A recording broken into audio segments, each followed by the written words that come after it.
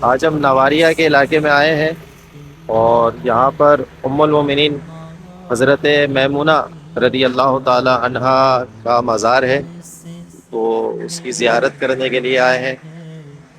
اور یہ علاقہ چونکہ ہل کے اندر آتا ہے تو یہاں سے احرام بھی باندھا جا سکتا ہے عمرے کے لیے، تو ہم اپنی ہوٹل سے احرام کی چادریں باندھ کر آ گئے تھے، انشاءاللہ یہاں سے نیت کر کے پھر عمرہ بھی ادا کریں۔ یہ آپ کا مزار شریف ہے صاحب۔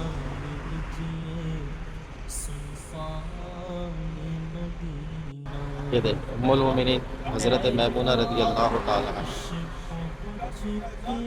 حضرت میمونہ رضی اللہ تعالی عنہ کو اللہ تعالیٰ نے بڑا مقام و مرتبہ عطا فرمایا۔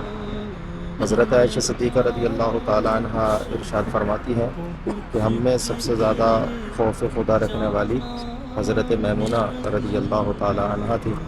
نبی کرم صلی اللہ تعالی علیہ وسلم نے انہیں اپنی زوجیت کے شرف سے مشرف فرمایا۔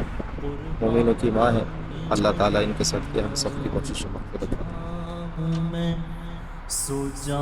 حضرت ام المومنین کی ایک کرامت ہمیں یہاں پر یہ بیان کی کہ یہ روڈ کے بیچوں بیچ مزار بنا ہوا ہے۔